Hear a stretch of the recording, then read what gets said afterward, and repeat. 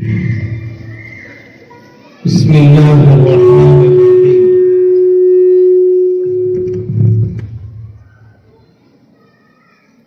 الحمد للہ الذی وحدہ والصلاة والسلام على من لا نبی بعدہ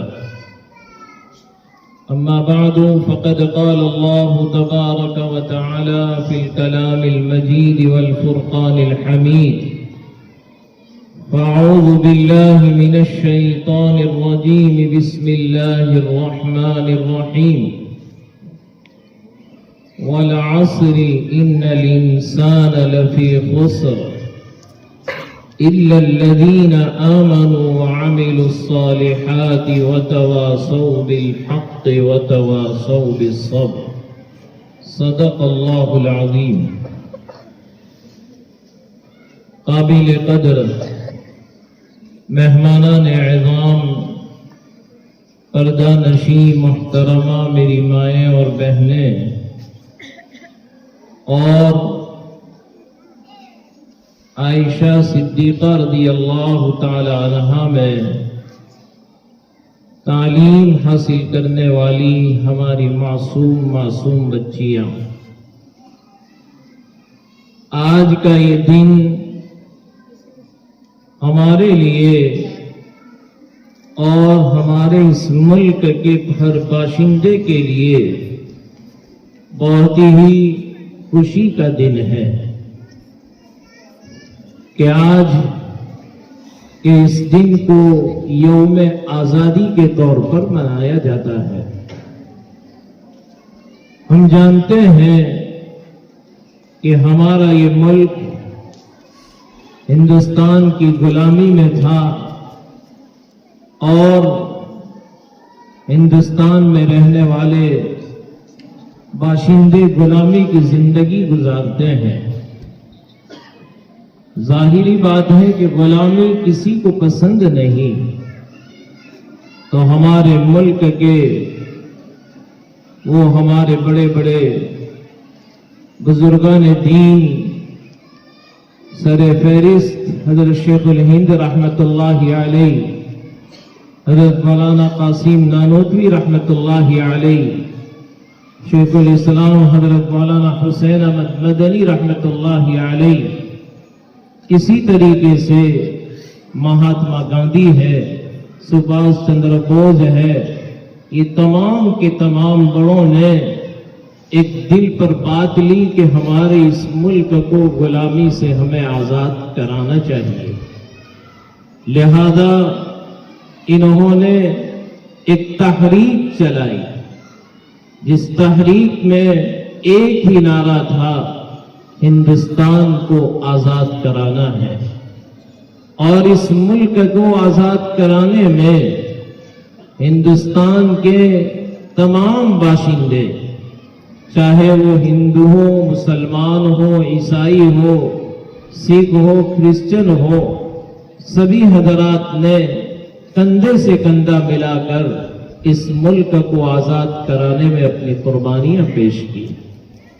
ہمارے اکابرین بزرگان دین، اگر ہم ان کی سیرت کو پڑھیں تو اس ملک کو آزاد کرانے میں ان کو کیسی کیسی تکلیفیں برداشت کرنی پڑی. یوں کہا جاتا ہے کہ یقیناً شاملی کے میدان میں، بلکہ فرمایا کہ جتنے بھی درخت تھے، ہر درخت کے اوپر کسی نہ کسی عالم دین کی لاش کو لٹکا دیا گیا تھا. حضرت مولانا قاسم نانوتوی رحمت اللہ علیہ کو انگریز نے جیل میں ڈال دیا. ایک مرتبہ ہوا ایسا کہ آپ کو جس بیرک میں ڈالا گیا تھا، رات کے وقت ایک زہریلا اژدہا بھی آپ کے بیرک میں ڈال دیا گیا تاکہ حضرت کا انتقال ہو جائے. لیکن فانوس بن کے جس کی حفاظت ہوا کرے، فانوس بن کے جس کی حفاظت ہوا کرے، وہ شمع کیا بجھے جسے روشن خدا کرے. دنیا کی کوئی طاقت کسی کو نقصان نہیں پہنچا سکتی جب تک اللہ نہ چاہے.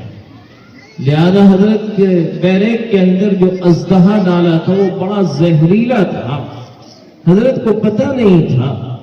صبح جب حضرت تہجد کے لیے بیدار ہوئے تو اس وقت وہ اژدہا ایک کونے میں ہے اور حضرت نے اللہ کا ذکر شروع کیا۔ جیسے جیسے لا الہ الا اللہ کی ضربیں لگتی تھی اس پر بھی ایسا وجد طاری ہوا کہ وہ بھی اپنا سر پٹک پٹک کے اس نے اپنی جان دے دی۔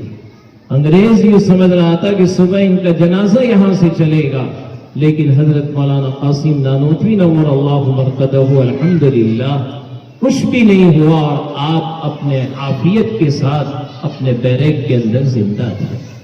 یہی وہ ملک ہے جس ملک کے آزاد کرانے میں ہمارے اکابرین کو وہ سزائیں دی گئی، کالے پانی کی سزا۔ شیخ الہند حضرت مولانا حسین، شیخ الاسلام حضرت مولانا حسین احمد مدنی نور اللہ مرقدہ نے فتویٰ دے دیا تھا کہ انگریز کی فوج کے اندر شرکت کرنا یہ حرام ہے۔ لہذا انگریز افسر نے حضرت مولانا حسین احمد مدنی رحمت اللہ علیہ کو طلب کیا اور کہا کہ آپ اپنے فتوے کو واپس لے لیں۔ حضرت نے اپنے سر سے اپنے کفن کو اتار کر یوں کہا کہ یقیناً پہلے بھی فتویٰ تھا، آج بھی وہی فتویٰ ہے اور مرتے دم تک میں اپنے فتوے پر برقرار رہوں گا اور ایسی موت سے میں ڈرتا نہیں ہوں، لہذا میں اپنا کفن اپنے ساتھ لے کر آیا ہوں۔ موت تو مجھے برداشت ہے لیکن انگریز کی غلامی ہمیں برداشت نہیں ہے۔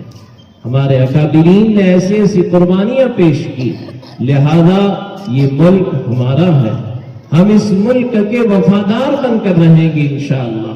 کبھی بھی ہم ملک کے اندر غداری نہیں کریں گے۔ ہمارے ملک کی طرف اگر کوئی آنکھ ملا کر بھی دیکھے گا تو ہم اس کو بالکل بھی برداشت نہیں کر سکتے ہیں۔ حب الوطن من الایمان کہا گیا کہ ایمان کی علامت ہے اپنے وطن سے محبت کرنا، لہذا ہم ہندوستانی ہیں، یہیں پر ہماری ولادت ہوئی ہے، یہیں پر ہم رہیں گے اور اسی مٹی میں ہم دفن ہوں گے۔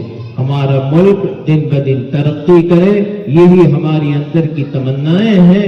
آج ہماری ان بچیوں نے بہت بہترین پروگرام پیش کیے جس کی وجہ سے حب الوطن من الایمان کا جذبہ ہمارے دلوں میں پیدا ہوا۔